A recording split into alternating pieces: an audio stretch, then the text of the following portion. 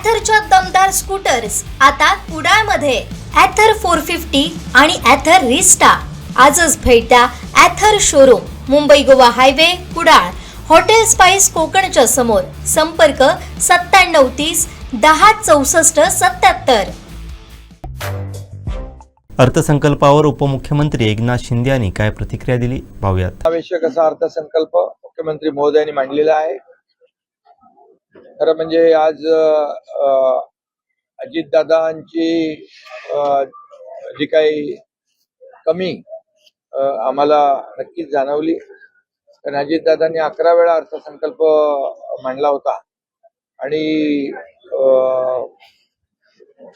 अतिशय शिस्तबद्ध आणि काटकसर आणि योग्य ठिकाणी योग्य कामासाठी तरतूद अशा प्रकारचा त्यांचा अर्थसंकल्प असायचा. दुर्दैवाने त्यांचा दुःखद निधन झाल्यामुळे या अर्थसंकल्पावर देखील दुःखाचं सावट आहे. परंतु मुख्यमंत्री महोदयांनी एक अर्थमंत्री म्हणून आजचा जो अर्थसंकल्प मांडलेला आहे तो खऱ्या अर्थाने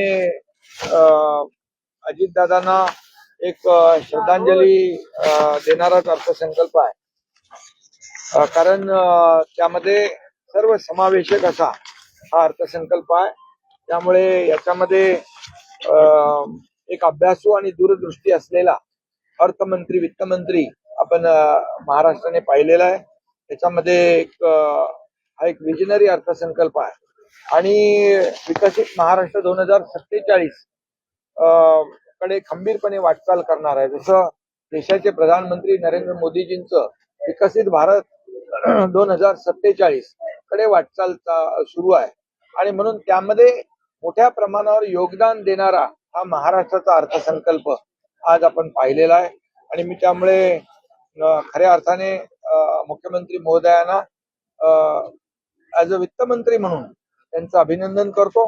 कारण त्यांनी सर्व समावेशक हा अर्थसंकल्प या ठिकाणी मांडलेला आहे आणि त्यामध्ये संपूर्णपणे पायाभूत सुविधा, लास्ट माइल कनेक्टिव्हिटी, यामध्ये रस्ते, त्याचबरोबर रेल्वे, मेट्रो, जलवाहतूक या सगळ्याच कनेक्टिव्हिटी त्यांनी दिलेली आहे.